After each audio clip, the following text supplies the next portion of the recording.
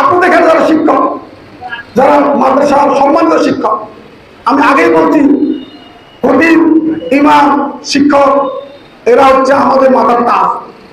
আমরা আপনাদেরকে সবচেয়ে শ্রদ্ধার চোখে দেখি। আমাদের নারীরা, মা বোনেরা আপনাদেরকে শ্রদ্ধা করে, পর্দার অন্তরাল থেকে আপনাদের দোয়া করে, আপনাদের কাছে দোয়া চায়। তাহলে আপনাদের বুঝতে হবে যে আপনাদের মর্যাদা কত গুরুত্বপূর্ণ, কতটা বিতর্কের উঠবে।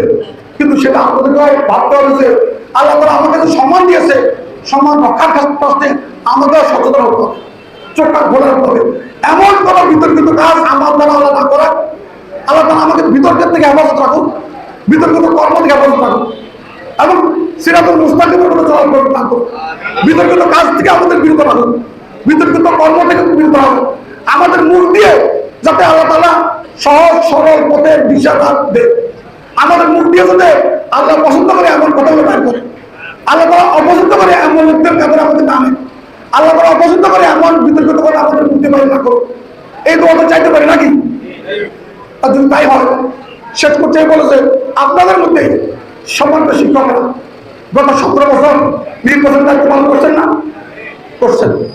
কিন্তু দিনের পর রাত এসে বলে, তাহলে আপনাকে এটা সাক্ষী না এবং সিলভার আপনার কি সাক্ষী না? দয়া করে আগামী নির্বাচনে শিক্ষকরা অতক্ষণ পর্যন্ত আমার কাছে শ্রদ্ধেয়, যতক্ষণ পর্যন্ত আমরা দলবাজি না করবেন। আমার দলের পক্ষেও সিলভার দরকার নেই। আমি ওই নির্বাচন করতে চাই না, ওই নির্বাচনে বিজয় হতে চাই না যে নির্বাচনে আমার নেতা কর্মীরা সিলভারে ভোট দিয়ে বিজয় করবে।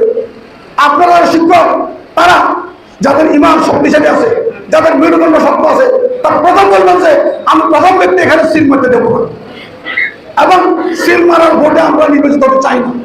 আপনারা দয়া করে একটা বাংলাদেশের নিরপেক্ষ ইমানদারির সাথে দায়িত্ব পালন করবেন, যাতে কেউ ভোট লুট করতে না পারে, ভোট চুরি করতে না পারে, জবরদখল করতে না পারে, এবং ভোটের বাক্স ভরতে না পারে অনিয়মতান্ত্রিক ভাবে। এবং সকল নিরীহ মানুষকে ভোট কেন্দ্রে আসা, ভোট দেওয়ার নিরাপত্তার দায়িত্ব পালন করবেন। যারা প্রিজাইডিং অফিসার, যারা পুলিং অফিসার সহ সকল পর্যায়ে নির্বাচন দায়িত্ব যারা পালন করবেন, তাদের বিনয় সাধন করবো। যারা নারী শিশু করে নিয়ে দাঁড়িয়ে আছে লাইনে, বয়স্কা, তাদেরকে অগ্রাধিকার দিয়ে সারা পৃথিবীতে বয়স্করা অগ্রাধিকার পায়, এবং শূন্যত আছে যে বয়স্কদেরকে, সিনিয়রদেরকে অগ্রাধিকার দেওয়া।